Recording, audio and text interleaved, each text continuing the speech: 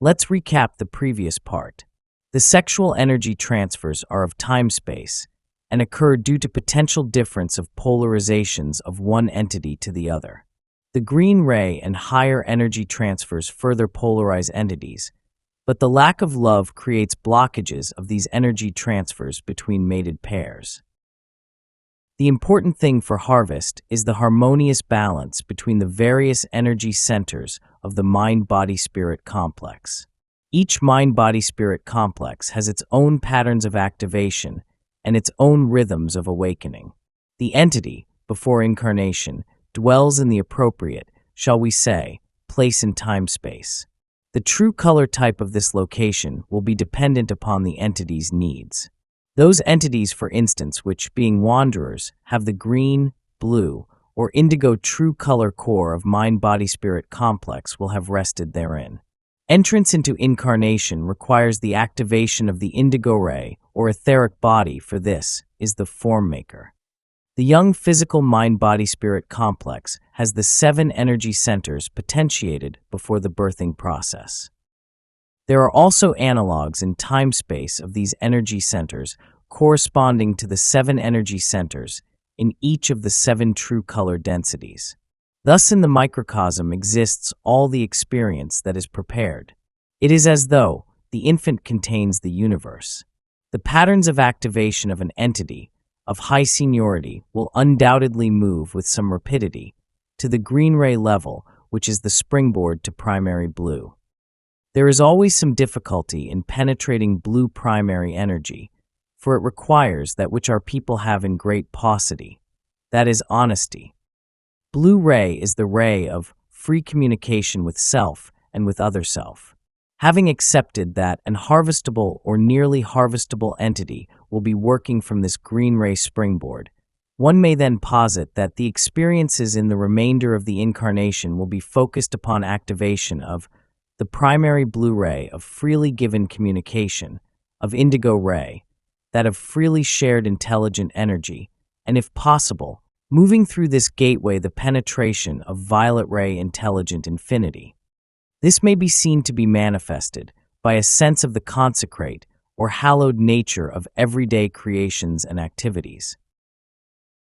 Upon the bodily complex death, as we call this transition, upon realization of its state, the entity will immediately return to the indigo form-maker body and rest therein until the proper future placement is made.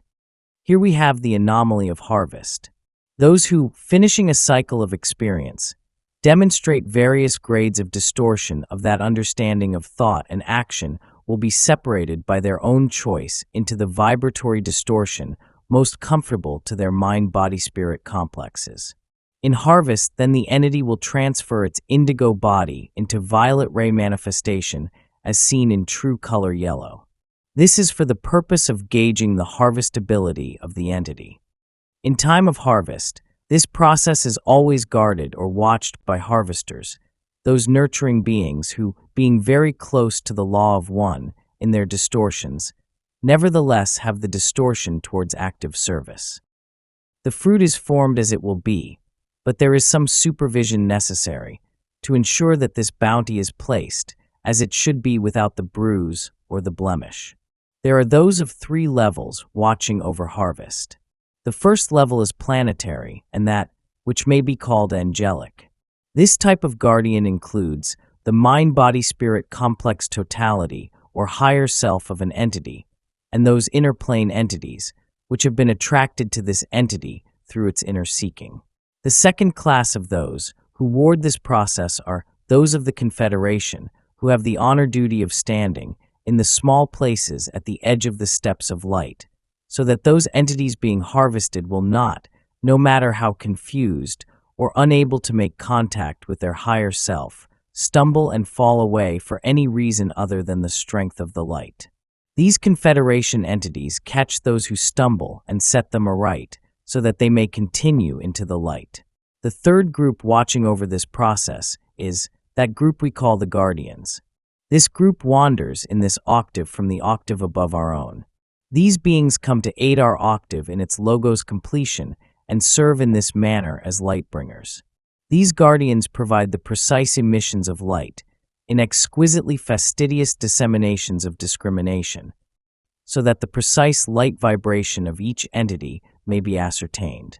Thus, the illusion is created of light, or more properly but less understandably, light love. This is in varying degrees of intensity. The spirit complex of each harvested entity moves along the line of light until the light grows too glaring, at which time the entity stops. This entity may have barely reached third density, or may be very, very close to the ending of the third density light-love distortion vibratory complex. Nevertheless, those who fall within this octave of intensifying light love then experience a major cycle, during which the opportunities are many, for the discovery of the distortions which are inherent in each entity and therefore the lessening of these distortions. Thus the harvest is automatic in that those harvested will respond according to that which is unchangeable during harvest. That is the violet ray emanation. However, these helpers are around to ensure a proper harvesting so that each entity may have the fullest opportunity to express its violet ray selfhood. After this anomalous activity has been carefully completed, the entity will move into indigo body again and be placed in the correct true color locus in space-time and time-space, at which time the healings and learned teachings necessary shall be completed and further incarnation needs determined. There are 3 major cycles of this nature, during which those who have progressed may be harvested. At the end of 3 major cycles, that is approximately between 75 and 76,000 years, all are harvested regardless of their progress. For during that time the planet itself has moved through the useful part of that dimension and begins to cease being useful for the lower levels of vibration within that density. The original desire is that entities seek and become one. If entities can do this in a moment, they may go forward in a moment, and thus, were this to occur in a major cycle, indeed, the third density planet would be vacated at the end of that cycle. However, it is more toward the median or mean of the third density developments throughout the one infinite universe. There is a small harvest after the first cycle, the remainder having significantly polarized, the second cycle having a much larger harvest. The remainder being even more significantly polarized, the third cycle culminating the process, and the harvest being completed. The fourth density is as regularized in its approach as the striking of a clock upon the hour. This density is a vibrational spectrum of its true color green ray. The space-time continuum of our solar system had spiraled our planetary sphere into this fourth dimension vibration. This caused the planetary sphere molded by these new vibratory fields and the planetary sphere itself to electromagnetically realign, its vortices of reception of the instreaming of cosmic forces expressing themselves as vibrational webs so that the Earth will be, thus fourth density magnetized, as we might call it. Earth's material is still quite confused due to the society memory complexes embedded in its consciousness. It has not made an easy transition to the vibrations which beckon. Therefore, it is still fetched with some inconvenience, due to the energies of the thought forms of our peoples, which disturb the orderly constructs of energy patterns within Earth's spirals of energy, which increases entropy and unusable heat. This caused our planetary sphere to have some ruptures in its outer garment while making itself appropriately magnetized for fourth density. The concepts involved to explain the mechanism of the increase of unusable heat, or what we call global warming, are somewhat difficult to express in our language. However, we shall attempt to explain to the subject. If an entity is not in harmony with its circumstances, it feels a burning within. The temperature of the physical vehicle does not yet rise, only the heat of the temper or the tears, as we may describe this disharmony.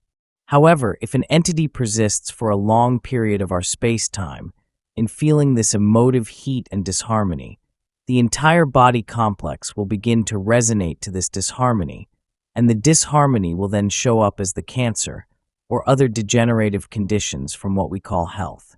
When an entire planetary system of peoples and cultures repeatedly experiences disharmony on a great scale, the earth under the feet of these entities shall begin to resonate with this disharmony. Due to the nature of the physical vehicle, disharmony shows up as a blockage of growth or an uncontrolled growth, since the primary function of a mind-body-spirit complex's bodily complex is growth and maintenance. In the case of our planet, the purpose of the planet is the maintenance of orbit and the proper location or orientation with regards to other cosmic influences. In order to have this occurring properly, the interior of the planet is hot and molten in physical terms. Thus, instead of uncontrolled growth, we begin to experience uncontrolled heat and its expansive consequences. This was the planetary adjustment. The sphere upon which we dwell is the third density, in its beingness of mind-body-spirit complexes. It is now in a space-time continuum, fourth density. This is causing a somewhat difficult harvest. The thought forms of our people during this transition period are such that the mind-body-spirit complexes of both individuals and societies are scattered throughout the spectrum. Instead of becoming able to grasp the needle, shall we say, and point the compass in one direction. Thus, the entry into the vibration of love is not effective with our present societal complex. Thus, the harvest shall be such that many will repeat the third density cycle. The energies of our wanderers, our teachers, and our adepts at this time are all bent upon increasing the harvest. However, there are few to harvest. Those who remain in fourth density upon this plane will be of the so-called positive orientation. Many will come from elsewhere, for it would appear that, with all the best efforts of the Confederation, which includes those from our people's inner planes, inner civilizations, and those from other dimensions, the harvest will still be much less than this planetary sphere is capable of comfortably supporting in service. There was a sharp increase in the number of people, as we call mind-body-spirit complexes, whose vibrational potentials include the potential for fourth density understanding. Thus there seems to be, shall we say, a new breed. These are those incarnating for fourth density work. The fourth density entities which incarnate at this space-time are fourth density in the view of experience, but are incarnating in less dense vehicles due to desire to experience and aid in the birth of fourth density upon this plane. You may note that fourth density entities have a great abundance of compassion. There was also a sharp increase in the short run of negatively oriented or polarized mind-body-spirit complexes and social complexes, due to the polarizing conditions of the sharp delineation between fourth density characteristics and third density self-service orientation. At this time, the cosmic influxes are conducive to true color green, core particles being formed and material of this nature thus being formed. So there is another sphere forming, congruent to a great extent with yellow ray. However, there is a mixture of the yellow ray and green ray environments at this time, necessitating the birthing of transitional mind-body-spirit complex types of energy distortions. At full activation of the true color green density of love, the planetary sphere will be solid and inhabitable upon its own, and the birthing that takes place will have been transformed through the process of time, shall we say, to the appropriate type of vehicle to appreciate in full the fourth density planetary environment.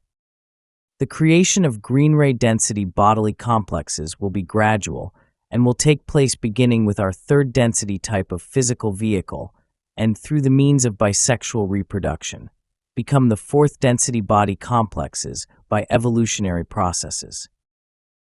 At this nexus, the green ray environment exists to a far greater extent in time-space than in space-time. You must see the Earth, as we call it, as being 7 Earths. There is red, orange, yellow, and there will soon be a completed green color vibratory locus for fourth density entities, which they will call Earth. It is of a denser nature, due to the rotational core atomic aspects of its material.